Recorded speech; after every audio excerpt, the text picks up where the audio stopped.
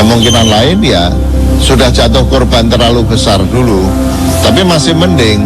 Artinya kalau jatuh korban yang tentu kita tidak ingin terjadi, kemudian kita diubah karenanya, seperti dia melukai orang yang dia cintai, dia kehilangan orang yang dia cintai, dan dia sadar dia telah berbuat kesalahan, dia ingin memperbaiki. Sudah bagus. Alangkah lebih bagusnya kalau kesadaran itu datang sebagai bagian dari proses introspeksi diri kita.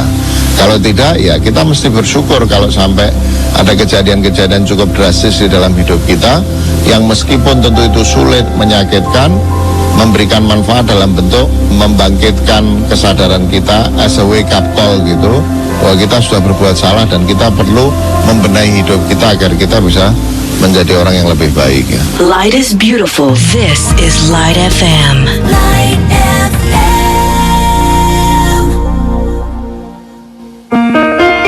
Berproses menuju kesejatian diri. Bersama Siwo Agus Hidayat. This is Light FM. The best slow hit station. 105.8 Light FM, the best slow station. Assalamualaikum warahmatullahi wabarakatuh. Well, Light Audience, alhamdulillah kita kembali berjumpa ya dalam berproses menuju kesejatian diri. Untuk edisi hari ini, hari Kamis tanggal 13 Oktober 2011. Dan alhamdulillah juga sudah tersambungkan dengan teman sharing kita, Siwo Agus Hidayat. Assalamualaikum Siwo. Waalaikumsalam. Kabarnya gimana Siwo? Waalaikumsalam. Kabarnya gimana? Biasa-biasa. Oke, baik. Terima kasih Siwo. Dan Light Audience, seperti biasa Anda bisa hubungi di kami di 021 398 35905 ya. Untuk SMS nanti saya bacakan di sesi berikutnya atau sesi kedua ya. Silakan sekali lagi di 021 398 35905. Ada produser saya Jack Plam yang akan membantu. Silakan. Baik, ya Siwo, kita coba terima penelpon pertama Siwo ya. Assalamualaikum. Halo, assalamualaikum. Waalaikumsalam. Dengan siapa ini? Dengan Doni. Doni, di mana Don? Di Tangerang. Tangerang. Silakan Don. Halo, assalamualaikum Siwo. Waalaikumsalam. Iya. 2 pekan yang lalu itu ada tema pembahasan mengenai keadilan ya, waktu itu Siwo bahas di radio juga. Yang ingin saya tanyakan, itu di Al-Quran itu ada beberapa ayat yang yang menyebutkan gitu, orang kafir gitu ya, itu akan dihukum di neraka itu kekal di dalamnya. Padahal misalkan yang kita tahu, orang itu hidup ya paling sekitar 30 tahun, 50 tahun atau maksimal ada yang 80 tahun. Nah, itu bagaimana memaknai keadilan Tuhan itu, orang yang hidupnya hanya 80 tahun misalkan itu dihukum kekal di dalam neraka itu selama-lamanya. Itu yang pertama. Terus yang kedua, di surat berapa ya waktu itu, surat ke-31 ya, itu di ayat 19 itu ada nasihat Luqman kepada anaknya mengenai sederhanalah dalam berjalan dan lunakkanlah suaramu, sesungguhnya seburuk-buruk suara adalah suara keledai. Nah, saya mohon Siwo bantu memahami mengenai ayat tersebut, tentu sebagaimana yang Siwo pahami gitu. Ya, baik. Itu saja, Mas Doni. Assalamualaikum warahmatullahi wabarakatuh. Waalaikumsalam warahmatullahi wabarakatuh. Baik, Light Audience, kita awali berproses menuju kesejahteraan diri. Dan Siwo, kita langsung buka dengan penanya pertama dari Mas Doni di Cengkareng, di Tangerang, sorry. Silakan Siwo. Katanya Mas Jack mau nanya. Jack Plam, oh dia lagi sibuk Siwo. Katanya mau nanya. Nanti menanya, mungkin setelah Mas Doni, baru Jack Plam akan telepon. Ya. Kepada seluruh rekan-rekan, semua teman-teman, saudara-saudara Light Audience, serta seluruh staf dan keluarga besar Light FM. Assalamualaikum warahmatullahi wabarakatuh. Waalaikumsalam warahmatullahi. Bismillahirrahmanirrahim. Walhamdulillahi Rabbil Alamin. Wassallallahu ala Rasulil Karimi wa alihi tahirin La haula wa la quwata illa billah al-aliyyul azim. Teman-teman semua, kita ketemu lagi, kita sharing kembali. Seperti dan sebagaimana biasa, posisikan saya sekedar sebagai teman sharing, bukan sebagai narasumber, bukan sebagai rujukan. Apa yang akan saya sampaikan, meskipun pasti itu yang saya pahami dan saya yakini benar, namun kebenaran itu masih sangat dibatasi dengan kapasitas saya. Kebenaran itu masih dalam wilayah relatif, masih dalam wilayah relatif. Kebenaran itu yang bisa saya sampaikan itu kebenaran yang belum ada jaminannya pasti benar. Jadi kebenaran yang masih dibatasi oleh subjektivitas saya. Jadi kalau saya mengatakan sebuah kebenaran, itu baru kebenaran sepanjang yang saya pahami dan saya yakini. Sehingga saya tidak berani mengatasnamakan ini loh yang benar, ini loh yang sesungguhnya benar, ini loh yang paling benar. Sebenarnya enggak berani, karena saya masih dalam rangka berproses menuju penyempurnaan. Saya juga tidak berani mengatakan menurut ayat ini, menurut hadis ini, apalagi menurut Quran, menurut Rasul, dalam pandangan Allah. Tidak berani, itu bukan kapasitas saya, karena hal-hal yang barusan saya sebut itu mempunyai nilai kebenaran yang mutlak, sementara saya baru berusaha untuk bisa memahami, tentu dengan kendala-kendala keterbatasan yang ada. Maka saya akan lebih pas, saya akan lebih proporsional, saya akan lebih ringan tanggung jawab saya. Saya tidak mewakili apapun dan siapapun, apalagi hal-hal yang kebenarannya mutlak tadi ya. Menurut Islam misalnya gitu. Saya hanya berani mengatakan menurut yang saya pahami sementara ini, saat ini, dan masih dalam wilayah relatif, belum ada jaminan pasti benarnya, masih sangat bisa direvisi, masih bisa direkonstruksi ulang kalau ada kebenaran yang lebih bermutu. Tentu kebenaran bermutu harus diukur dengan validator yang jelas, bukan diukur dengan keumuman, karena keumuman bukan validator kebenaran.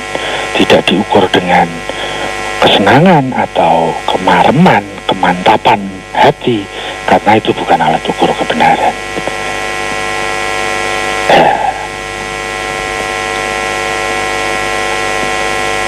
Kurang lebih seperti itu. Maka mohon jangan tergesa diterima, juga mohon jangan tergesa ditolak. Menerima harus tertib, menolak pun harus tertib. Menerima seyogianya argumentatif, menolak pun juga dengan dasar argumen yang mapan.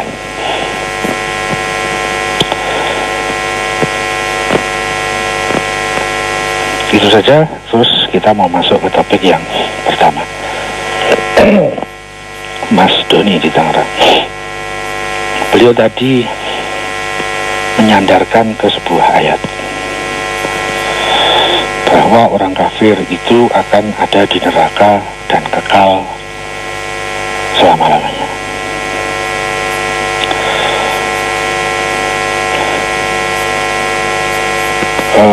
Beliau tadi berangkat dari ayat, tapi saya tidak berani masuk ke ayat. Seperti biasa, saya kan penakut kalau sudah hal-hal seperti itu. Saya hanya akan men-sharingkan apa yang saya pahami dari saya mempelajari ayat-ayat melalui para ahli tafsir, melalui kitab-kitab tafsir. Tapi saya tidak mewakili ayat itu. Jadi saya tidak mungkin mengatakan menurut ayat tersebut. Tidak berani ya. Saya hanya bisa mengatakan menurut yang saya pahami dari saya mempelajari yang terkait dengan ayat-ayat tertentu. Tapi pemahaman saya belum tentu pas sebagaimana yang dimaksudkan oleh sang pemilik ayat atau sang guru ayat. Ya, maka saya akan menanggapi tidak masuk ke ayat, tapi saya akan menanggapi berdasarkan pemahaman saya terkait dengan serapan-serapan saya yang terbatas dalam mempelajari ayat-ayat terkait. Begini Mas Doni, kafir itu yang saya tahu dalam definisi yang global itu adalah seseorang yang sudah memahami kebenaran, kemudian dia menentang kebenaran itu karena alasan-alasan tertentu. Nah, jadi kafir itu orangnya yang melakukan hal tadi. Perbuatan tadi, dia tahu kebenaran, tapi dia menentang kebenaran itu. Nah, itu orangnya disebut kafir. Oh, atau mungkin saya kebalik ya. Perbuatannya itu disebut kafir, orangnya disebut kufur. Oh, enggak deh, saya enggak terbalik. Perbuatannya itu disebut kufur, orangnya disebut kafir. Nah, itu masalah istilah aja lah. Untuk lebih memperjelas apa yang saya pahami tentang kafir, saya akan sandingkan dengan sebuah perbandingan, yaitu dengan jahil. Jahil itu praktek perbuatannya bisa jadi sama seperti orang kafir, yaitu sama-sama berbuat salah. Bedanya, kalau jahil itu dia tidak mengerti kalau itu salah. Jadi dia tidak tahu kebenaran, atau bahkan dia merasa itu sebuah kebenaran, padahal salah. Ya. Kemudian dia melakukan kesalahan itu yang dia pahami benar. Nah, itu disebut dengan perbuatan salah tapi akibat kejahilan. Berbeda dengan kafir. Kalau kafir itu orangnya sudah tahu tentang sebuah kebenaran, kemudian dia menentang kebenaran yang dia sudah paham itu. Mungkin nanti kalau ditanya kenapa bisa begitu, ya mungkin alasannya karena punya motivasi-motivasi tertentu, punya ambisi-ambisi tertentu, punya kepentingan-kepentingan tertentu, sehingga kepentingannya tadi, ambisinya tadi mengalahkan dari ilmunya. Itu tentang yang saya pahami tentang apa pengertian dari kafir. Nah, kafir itu bertingkat-tingkat. Ada kafir kelas kakap, ada kafir kelas tri. Tentu akibat logis dari kesalahannya, kekafiran, ya, kesalahan yang disengaja, dia sudah tahu yang benar, dia menentang kebenaran itu. Tentu gradasi akibatnya juga berbeda-beda. Kalau dikaitkan dengan istilah tingkat nerakanya juga berbeda-beda. Nah, kalau tadi panjenengan mengkaitkan terkait merujukkan ke ayat, kayaknya harus hati-hati deh. Kita perlu mempelajari tafsir dari ayat itu dari para penafsir, bukan dari orang yang bukan penafsir, bukan mufassir, bukan ahli tafsir. Karena itu akan nilai pemahamannya akan bisa tergradasi turun hanya sebatas kapasitas kemampuan kita. Makanya untuk lebih serius memahami ayat yang tadi disebut sama Mas Doni, apakah kafir tadi itu yang kafir kelas kakap atau kafir kelas teri, kafir terhadap masalah-masalah akidah atau kafir terhadap masalah-masalah syariah. Itu kita harus mempelajari tafsirnya yang ditafsiri oleh ahli tafsir, bukan kita menafsiri sendiri padahal kita bukan ahli tafsir. Ya, itu pertama. Tadi kan disebutkan bahwa orang kafir itu dia di neraka kekal selama-lamanya. Nah, ntar dulu, kita harus hati-hati. Karena tidak semua orang kafir punya hukuman yang sama, karena tingkat kekafirannya juga tidak sama. Kalau setiap orang kafir itu dia di neraka selama-lamanya, ntar dulu, kalau kafirnya itu pada tingkat kafir syariah misalnya, kafir terhadap fikih, bukan kafir terhadap tauhid, tentu akibatnya tidak sama, tentu nerakanya tidak sama. Jadi kita harus lebih teliti. Yang dimaksudkan kafir yang dia di neraka selama-lamanya itu yang mana? Kita nggak bisa ngarang-ngarang sendiri, kita tidak bisa kemudian mengeksplorasi sendiri ayat yang terkait dengan itu. Kita mesti merujuk, kalau kita tidak ahli di dalam menafsir, kita harus merujuk kepada tafsiran para ahli tafsir. Itu mungkin lebih penting ketimbang selanjutnya saya menanggapi pertanyaannya.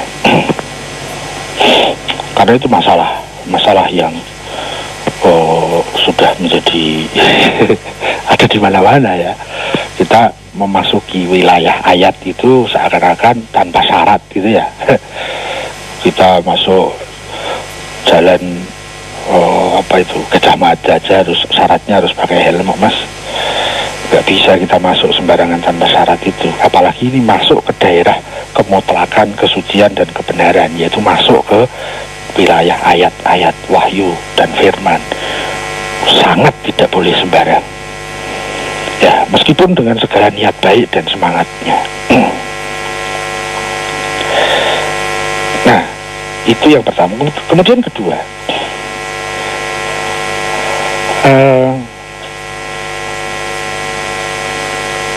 bagaimanakah skala nilai keadilan seandainya, ya, saya ini kalimat saya, bukan kalimat dari Mas Doni. Saya seandainya ada orang hidup hanya 80 tahun, dia berbuat maksiat, katakanlah semua full hidupnya maksiat 80 tahun. Bagaimana bisa dia itu dihukum, dibalas hukumannya di neraka itu andaikanlah tidak kekal selama-lamanya, andaikan 1000 tahun misalnya. Ya. Itu gimana nilai keadilannya? Orang kemaksiatannya hanya 80 tahun, tetapi kok nerakanya 1000 tahun gitu ya. Nah, saya punya tanggapan begini.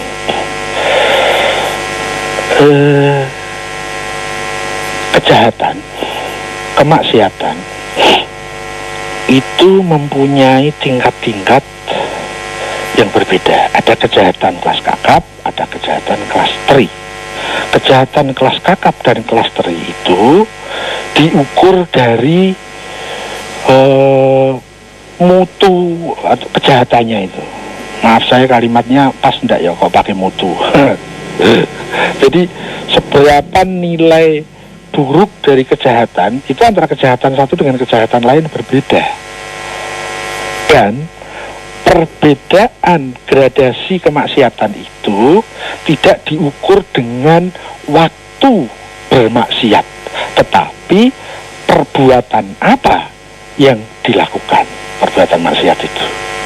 Jadi ukurannya bukan waktu, ukurannya bukan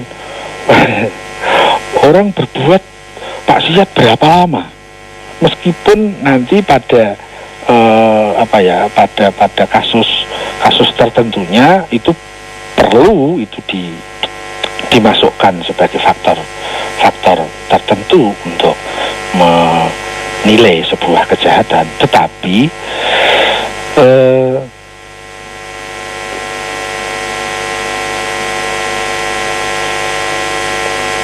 nilai awal dari sebuah kejahatan itu dilihat dari kejahatan apa yang dilakukan, bukan berapa lama. Sehingga misalnya begini,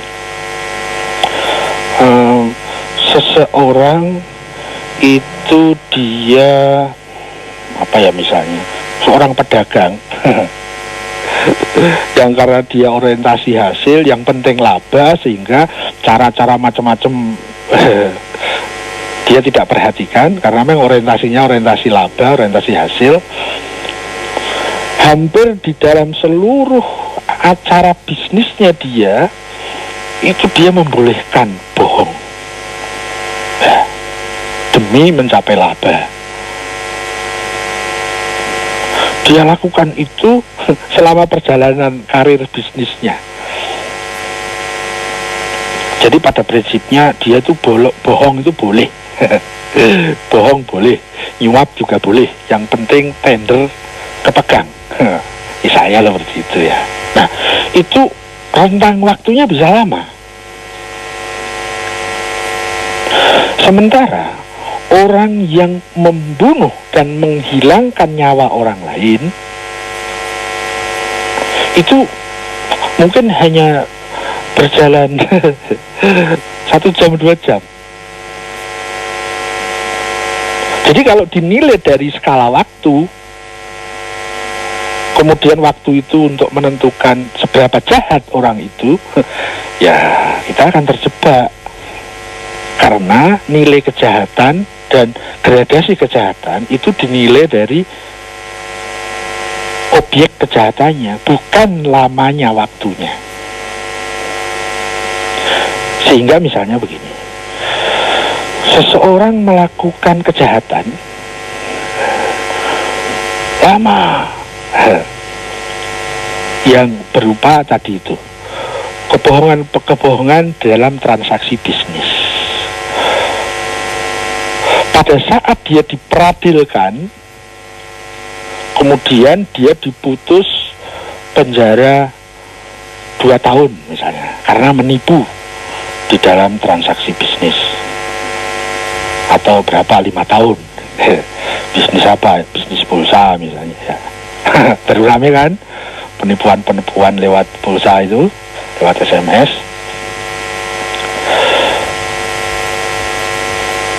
Dia melakukan penipuan itu lama, hukumannya 5 tahun. Sementara ada orang yang melakukan pembunuhan itu dalam skala waktu perbuatan jahat yang dia lakukan itu cuma 1 jam 2 jam, tapi hukumannya bisa 15 tahun. Ya, itu contoh analogi pendekatannya seperti itu. Jadi maksud saya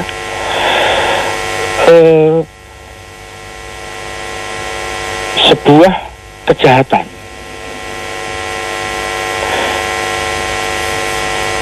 itu nilainya berbeda, itu dari objek kejahatannya, bukan diukur dari lamanya waktu. Meskipun pada hal-hal tertentu skala waktu itu perlu dimasukkan sebagai faktor nilai juga, tetapi basic nilai dari sebuah kejahatan itu adalah dari objek perbuatannya. Tentu kalau nanti objek perbuatannya sangat buruk, waktunya lama, nah tentu itu lebih buruk. Ya. Jadi yang saya maksudkan, sepanjang yang saya pahami, sebuah sebab yang buruk meskipun sesaat itu akan bisa diikuti akibat keburukannya yang dahsyat dan lama.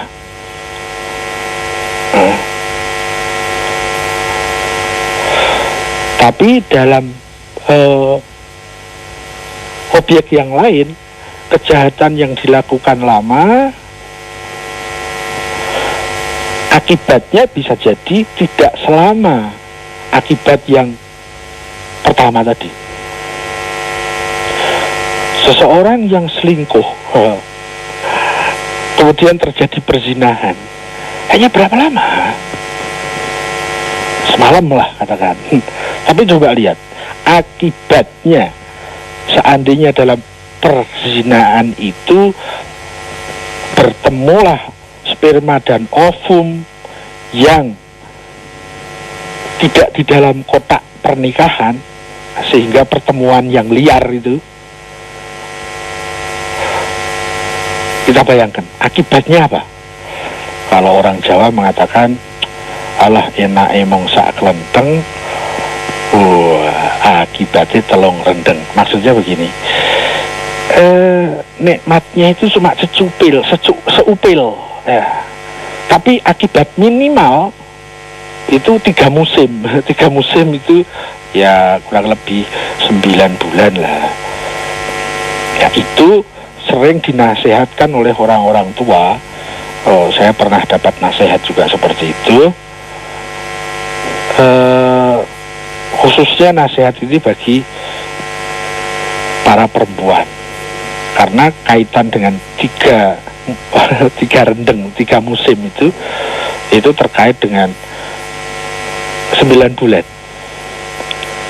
9 bulan yang sangat-sangat sangat-sangat menyusahkan bagi perempuan kalau itu hasil perzinahan. Tapi ternyata kan bukan hanya 9 bulan kan, akibatnya memanjang lagi. Terus memanjang. Ya begitulah. Itu satu contoh pendekatan. Sebab yang sesaat, akibatnya bisa sangat panjang. Nah, kalau kita mau kaitkan dengan sistem nilai keadilan, sepanjang yang saya tahu, keadilan itu menempatkan sesuatu pada proporsinya, sesuatu yang proporsional, menempatkan sesuatu pada tempatnya. Manakala sebab ini memang sebabnya kelas kakap, meskipun sesaat, akibatnya pun akan mempunyai akibat yang kakap. Kalau sebabnya sebab kejahatan yang sebabnya itu sebab klasteri, maka akibatnya pun juga akibatnya klasteri. Itulah kira-kira. Nah, kalau kata akibat tadi kita kaitkan dengan neraka, ya begitulah. Dan neraka itu pun kan katakanlah itu sebuah hukuman. Berat dan ringannya hukuman itu dinilai dari objek hukumannya. Bisa jadi satu hukuman tapi sangat dahsyat. Bisa jadi hukuman lama tapi ringan-ringan saja. Nah, itu juga kita tidak bisa menilai bahwa kedahsyatan akibat buruk itu tidak bisa kita nilai hanya dari skala waktu. Tidak. Tapi harus kita nilai dari objek hukuman itu. Ya kurang lebih begitu, mudah-mudahan tidak puas. Itu yang pertama. Kemudian yang kedua tadi terkait dengan ayat, beliau memulai dengan ayat kemudian mempertanyakan bagaimanakah maksud, makna, kandungan dari ayat tersebut yang mengkait tentang bahwa seburuk-buruk suara itu adalah suara keledai. Ya. Pasti Mas Doni sudah mengira jawaban saya. Nah, jawaban saya ya seperti biasa, singkat, padat, jelas, mudah difahami, yaitu saya belum tahu. Kalau ini masalah ayat, yuk kita cari kitab tafsir, kemudian kita buka ayat itu, kita pelajari tafsirnya. Ini baru apa maksudnya suara keledai? Kemudian kenapa disebut seburuk-buruk suara? Terus kontennya masalah itu masalah apa? Konteks masalahnya masalah apa di situ dan seterusnya. Itu tidak mudah untuk memahami hal seperti itu, dan kebetulan memang saya belum mempelajari ayat yang terkait dengan itu, sehingga jawaban saya menjadi mudah, saya belum kembali ke bos, ya bro. Iya, Siwo. Sob, ayo sob. Kenapa, Siwo? Ayo sob. Oke, Siwo, kita coba terima penelpon berikutnya. Terima kasih Mas Doni di Tangerang ya untuk sharingnya. Yang berikutnya silakan 021398350905 kembali saya buka. Assalamualaikum. Assalamualaikum. Ya, dengan siapa ini? Dari Ramlan, Pak. Ramlan. Mas Ramlan di mana? Di Otista. Otista, silakan. Assalamualaikum, yo. Waalaikumsalam. Ini mengenal Tuhan atau keberadaan Tuhan, di mana kalau nggak salah saya tangkap itu ada dua argumen atau dua bagian, nggak dari akibat, sebab dengan akibat, kedua sebab dengan sebab itu sendiri. Dalam yang kedua, sebab dengan sebab itu sendiri, argumennya kalau nggak salah kena ada dan tidak ada. Ada ya ada, tidak ada ya tidak ada. Selain ada ya tidak ada. Nah, sebagaimana yang Siwo katakan minggu-minggu yang lalu, bahwa itu merupakan pintu masuk gitu. Saya mohon sharing itu, supaya Siwo masuk sedikit, jangan banyak cuma. Jadi nggak bingung. Ya, oke, baik, terima kasih. Iya, terima kasih. Ya. Assalamualaikum. Waalaikumsalam warahmatullahi wabarakatuh. Ada suara sate lagi, Siwo. Gimana? Ada suara sate lagi. Iya, itu di situ sayang. Iya, silakan, Siwo. Nanti dong dipanggilkan, suruh ngirim ke Salatiga ya. Iya, beres, Siwo, beres. Iya beneran.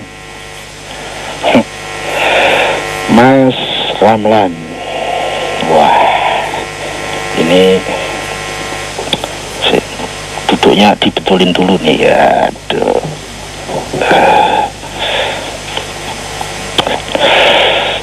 Mengenal Tuhan. Ada dua,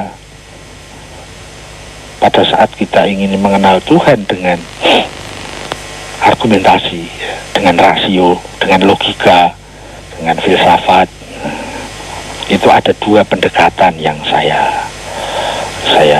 pahami. Nah, mungkin yang ditangkap oleh beliau Mas Ramlan itu seperti itu, yaitu membuktikan adanya Tuhan itu yang pertama dengan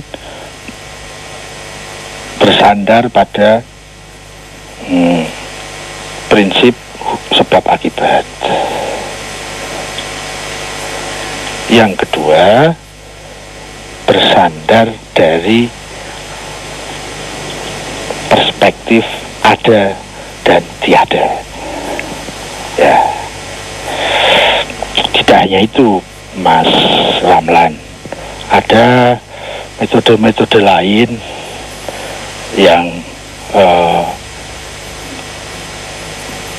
tidak hanya dua metode itu hanya di antara metode yang ada. Ada nanti disebut dengan pembuktian secara fitrah misalnya, ya ada pembuktian secara logika, ya, ada pembuktian secara filsafat, ada yang disebut dengan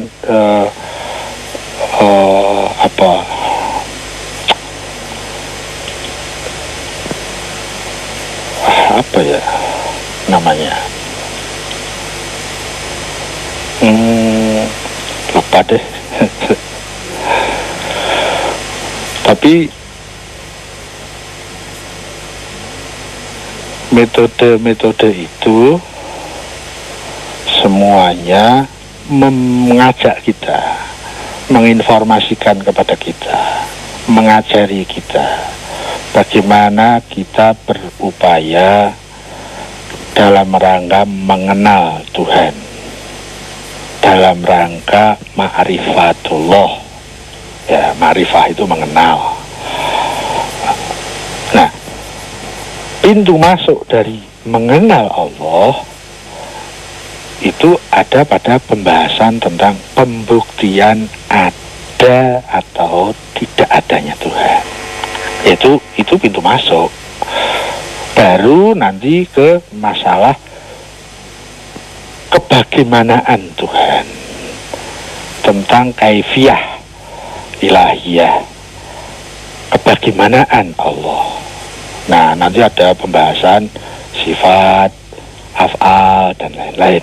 Nah, tetapi pintu masuknya itu adalah tentang adakah Tuhan. Ya, kalau kesimpulan dari pertanyaan adakah Tuhan, jawabannya tidak ada, ya sudah, yang lain nggak usah dipikir. Rasul nggak usah dipikir, agama nggak usah dipikir, kitab suci nggak usah dipikir. Lalu Tuhan nggak ada kok. Ya, kalau kita sudah menjawab Tuhan tidak ada, buat apa kita bahas sifat-sifat Tuhan? Nggak ada kok dibahas. Itu maka disebut sebagai pintu masuk karena dari situlah yang lain-lain terkait. Kalau kita sudah membuktikan Tuhan ada, maka kita tidak bisa mengabaikan ada Rasulnya, ada utusannya, ada kitab sucinya. Kemudian ada pembahasan-pembahasan lebih lanjut tentang tauhid. Ya. Setelah kita menjawab, setelah kita menyimpulkan, setelah kita memahami, setelah kita meyakini bahwa Tuhan itu ada. Nah, metode itu paling tidak, atau mungkin yang pernah saya sharingkan di acara ini, itu metodenya ada dua. Nah, metode itu dari bentuk metode pendekatan rasional. Dua pendekatan rasional dalam pembuktian adanya Tuhan itu, dulu waktu saya masih kecil, itu diajari rumusnya adalah bahwa setiap yang ada yang mencipta. Setiap yang ada, sebutlah apapun yang ada, maka kita akan bisa buktikan bahwa itu ada yang mencipta. Ya, apa itu? Komputer, BlackBerry, laptop, rumah, bulan, bintang, dan lain-lain. Ternyata semua yang kita sebut, yang bisa kita sebut, itu ada yang mencipta.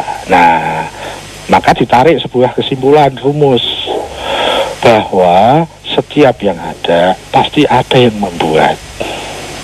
Nah, tapi rumus itu kemudian menjadi terkritisi pada saat muncul pertanyaan, apakah Tuhan ada? Ada. Rumusnya setiap yang ada yang mencipta. Tuhan ada. Setiap ada yang membuat. Lah, yang membuat Tuhan sopo? Gitu. Nah, di situ rumus tadi diuji.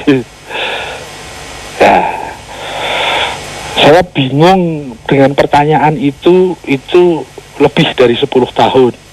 Baru kemudian menemukan jawabannya. Oh, ternyata rumusnya salah gitu. Tapi salah menurut saya loh ya. Mungkin menurut yang lain, oh ini masih dipakai kok di mana-mana rumus ini. Bahkan di kampus itu saya lihat terakhir waktu saya masuk kampus itu masih dipakai sistem pembuktian Tuhan dengan ini. Setiap yang ada yang mencipta. Alam semesta ini ada yang mencipta. Yang mencipta alam semesta itu adalah Tuhan. Ya. Tapi saya bingung itu lebih dari 10 tahun tentang ini. Dengan adanya pertanyaan, Tuhan kan ada, setiap ada yang membuat, berarti Tuhan harus ada yang buat dong. Lalu siapa yang buat Tuhan? Rumus itu jadi dipertanyakan. Pada akhirnya dalam perjalanan saya berikutnya, saya coret rumus itu, karena saya tahu di mana titik salahnya. Secara logis, secara rasional gitu. Kemudian saya dapatkanlah metode yang lain. Ternyata metodenya itu banyak, tidak hanya itu. Dan ternyata itulah satu-satunya metode rasional yang saya terima waktu saya kecil sampai menjelang muda gitu. Loh, ternyata ya akhirnya harus saya revisi sendiri. Saya lebih kemudian mengambil metode pembuktian tentang adanya Tuhan itu dengan metode yang sangat universal. Tidak peduli orang itu beragama atau tidak peduli orang itu punya kitab suci atau tidak. Jadi ini dasarnya bukan kitab suci, bukan ayat, gitu. Karena yang kita mau bahas adalah adanya Tuhan. Kalau kita sudah membahas Tuhan ada, baru kita bisa membahas tentang firman-Nya, ayat-ayatnya, kalamnya, kata-katanya, gitu kan. Tapi kalau ada dan tidaknya saja belum kita pastikan, apalagi kita membuat argumen Tuhan itu ada, buktinya dari ayat. Wah, itu namanya overlapping. Kita mau buktikan adanya kok kita sudah meyakini bahwa dia punya kata-kata. Nah, itu dalam tertib berpikir nanti disebut sebagai overlapping dalam berpikir. Nanti hukumnya adalah hukum daur. Daur itu kayak lingkaran tidak ada ujung pangkalnya gitu. Ya, dulu saya juga diajari untuk membuktikan adanya Tuhan, diambilkan dalil ayat. Loh, ada dan tidaknya masih kita pertanyakan. Kenapa kita sudah mengambil kata-katanya, ayatnya, firmannya gitu loh. Ya, itu saya komplain juga. Memang kok suka ngomplain gitu loh. Akhirnya ketemulah metode sebab akibat yang menyatakan setiap sebab pasti meniscayakan adanya akibat. Rumusnya itu, setiap akibat pasti membutuhkan sebab. Nah, sekarang gini, rumus itu bisa dibantah enggak? Apakah itu bisa diterima oleh semua manusia, entah manusia beragama atau tidak beragama, entah manusia baik, entah manusia buruk? Bisakah rumus ini digugat, yaitu bahwa setiap akibat pasti membutuhkan sebab? Bisa enggak ini rumus ini digugurkan? Ya, entah orang beragama, entah tidak, entah orang baik, entah orang buruk, bisakah rumus ini digugurkan? Kalau sepanjang yang saya tahu, semua orang itu sepakat dengan ini. Orang beragama ataupun tidak, orang yang punya kitab atau tidak, orang yang baik ataupun yang buruk, dia sepakat dengan hukum ini, bahwa setiap akibat membutuhkan sebab. Ya, itu kemudian bisa dijadikan sebagai hukum universal, hukum yang diterima di semua kalangan. Ya, kalau kita membuktikan ada dan tidak adanya Tuhan dengan ayat, wah itu nanti tidak tertib dalam berpikir, itu nanti overlapping dalam urutan berpikir. Itu tadi, ada dan tidaknya itu yang kita bahas. Kok kita sudah meyakini firman-Nya, bagaimana sih? Ya gitu ya. Ada dan tidaknya itu baru kita bahas. Loh, kalau kita sudah mengambil kitabnya, itu berarti kita sudah meyakini, sudah menyimpulkan adanya. Dan dia punya firman itu ada di kitab, gitu kan? Ya, itu nanti overlapping dalam berpikir.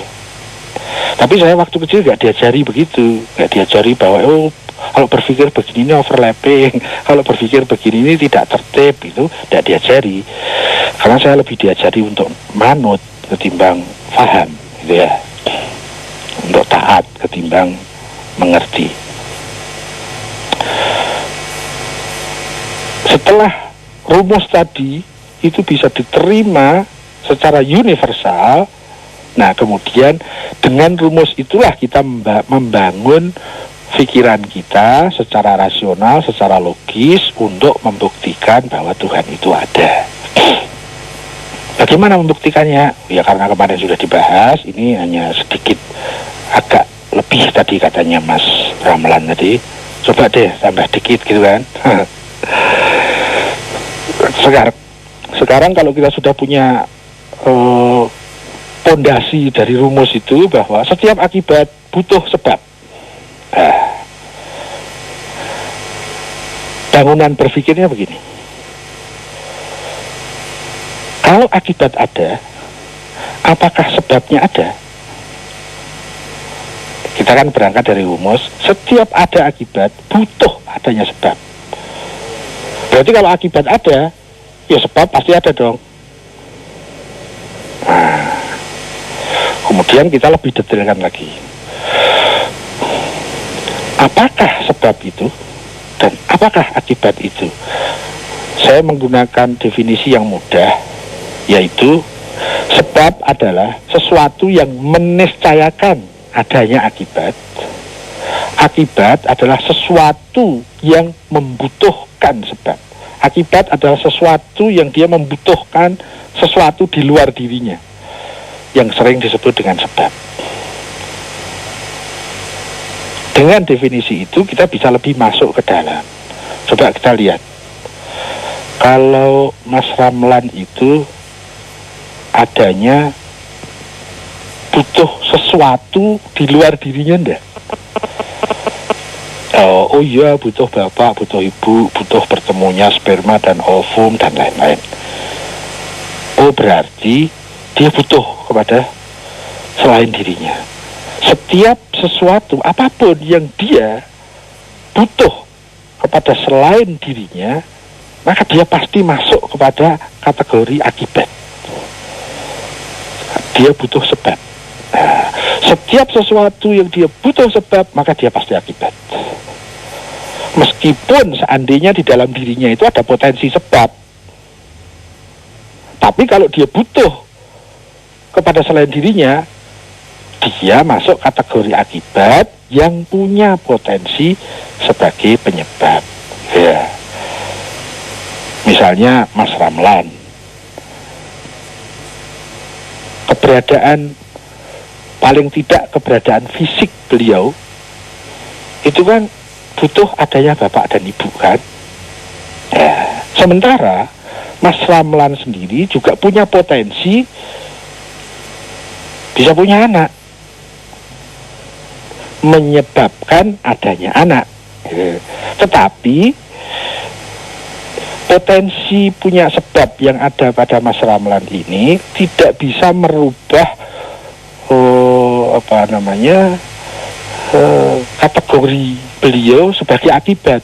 Jadi beliau ini, Mas Ramlan, termasuk juga Mas Sem, saya, Mas Doni, itu kategori kita adalah akibat yang di dalam diri kita ada potensi sebab-sebab.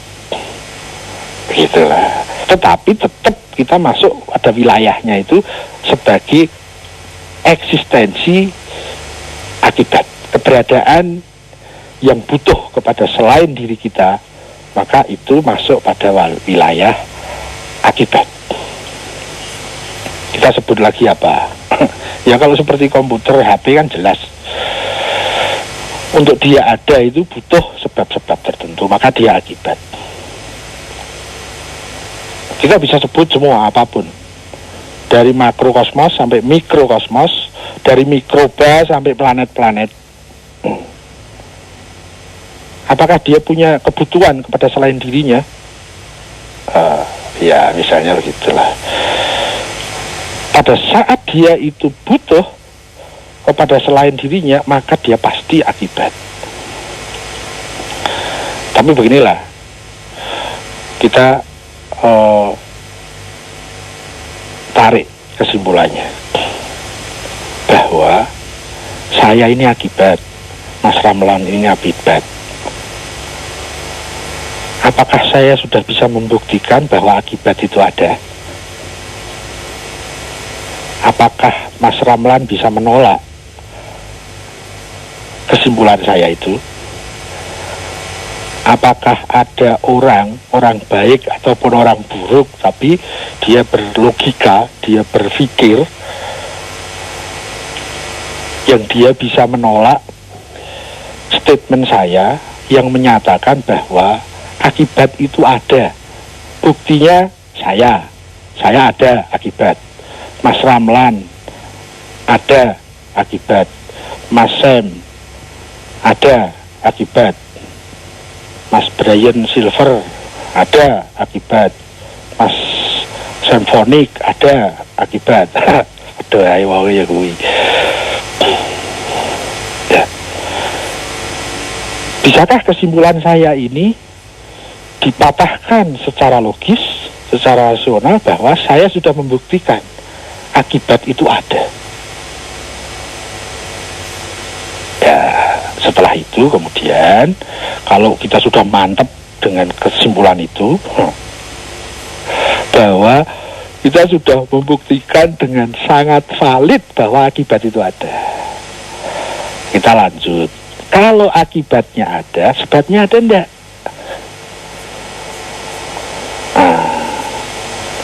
Kemudian kita globalkan. Alam semesta yang fisik ini, yang nanti di area lain disebut sebagai alam kemakhlukan, ada kan? Akibat kan? Pasti ada sebabnya. Nah, pertanyaannya, sebabnya ada kan? Butuh sebab enggak? Kalau dia butuh sebab, berarti dia akibat, bukan sebab. Kalau masih bisa dipertanyakan, sebabnya ada, dia kan butuh sebab, ya pasti dia akibat, bukan sebab. Terus kita terus tanya berulang-ulang terus, ya begitu.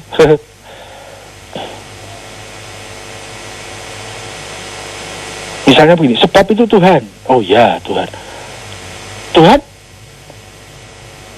butuh sebab enggak untuk adanya? Kalau butuh sebab, ya berarti dia akibat, ya berarti bukan Tuhan. Setiap yang butuh sebab, pasti dia akibat. Kita sudah buktikan bahwa akibat itu ada. Kita tidak bisa menyangkal itu. Akibat itu kita sudah buktikan dengan amat nyata, amat jelas. Karena saya sendiri adalah buktinya. Mas Ramlan sendiri adalah buktinya. Bahwa akibat itu ada. Kalau akibatnya sudah kita buktikan ada, bisakah kita mengatakan sebabnya tidak ada? Gitu ya. Nanti setiap akibat itu pasti butuh sebab. Kalau akibatnya ada, pasti sebabnya ada. Apakah akibat? Akibat adalah sesuatu yang butuh kepada sebab. Jadi semua yang ada ini akibat. Selain sebab, ya. Nah, sebab itu sendiri, bagaimana adanya? Dia butuh sebab enggak? Kalau butuh sebab, dia akibat.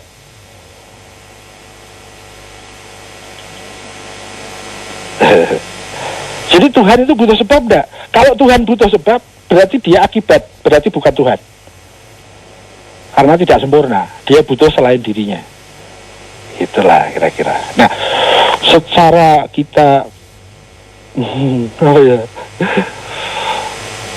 semua akibat tadi kita masukkan di dalam kantong plastik yang namanya kantong akibat. Semua total akibat. Kita kan sudah buktikan bahwa akibat itu ada. Kalau kita sudah tidak bisa menolak bahwa akibat itu ada, masa kita mengatakan sebabnya tidak ada? Gak mungkin kan? Lawang akibatnya kok ada kok kita menolak sebabnya. Sebabnya yang mana? Sebabnya itu yang tidak butuh sebab. Dia pasti ada loh, akibatnya jelas ada kok. Siapa dia? Itu Tuhan. Itulah Tuhan. Mbahnya sebab itu, yang dia tidak pernah butuh selain dirinya. Loh kok bisa begitu? Itu pembahasannya nanti ada pada